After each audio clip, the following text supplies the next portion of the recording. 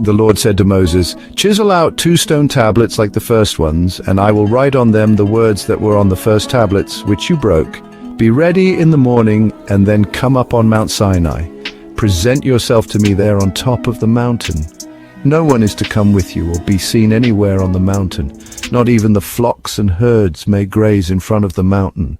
So Moses chiseled out 2 stone tablets like the first ones and went up Mount Sinai early in the morning as the Lord had commanded him. And he carried the 2 stone tablets in his hands. Then the Lord came down in the cloud and stood there with him and proclaimed his name, the Lord. And he passed in front of Moses, proclaiming, the Lord, the compassionate and gracious God, slow to anger, abounding in love and faithfulness, maintaining love to thousands and forgiving wickedness, rebellion and sin. Yet he does not leave the guilty unpunished. He punishes the children and their children for the sin of the parents to the 3rd and 4th generation. Moses bowed to the ground at once and worshipped. Moses said, "Lord, if I have found favor in your eyes, then let the Lord go with us.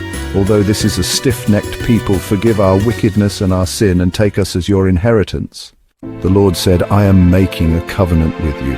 Before all your people, I will do wonders never before done in any nation in all the world. The people you live among will see how awesome is the work that I, the Lord, will do for you.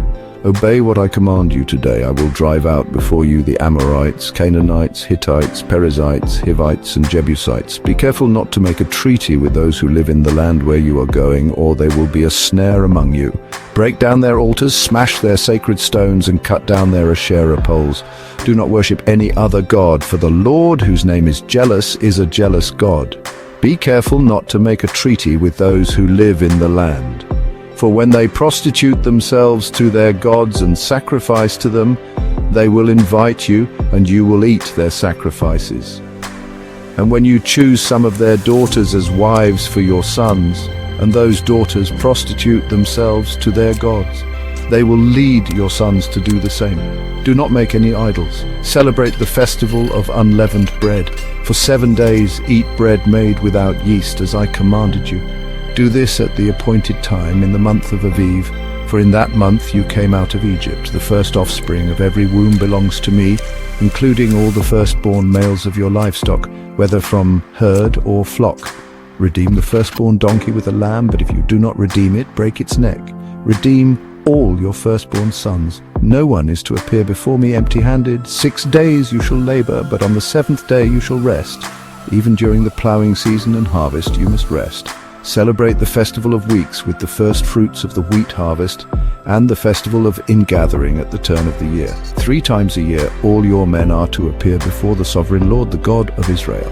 I will drive out nations before you and enlarge your territory, and no one will covet your land when you go up 3 times each year to appear before the Lord your God.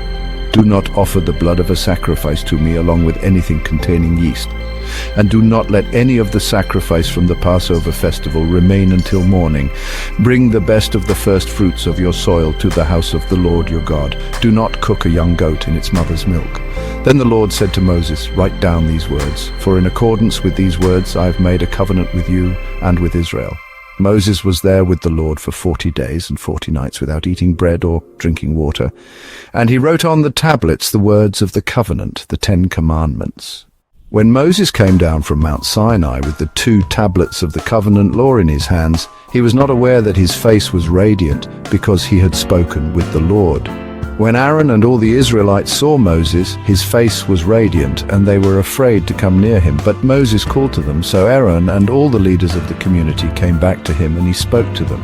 Afterward, all the Israelites came near him, and he gave them all the commands the Lord had given him on Mount Sinai. When Moses finished speaking to them, he put a veil over his face. But whenever he entered the Lord's presence to speak with him, he removed the veil until he came out. And when he came out and told the Israelites what he had been commanded, they saw that his face was radiant. Then Moses would put the veil back over his face until he went in to speak with the Lord.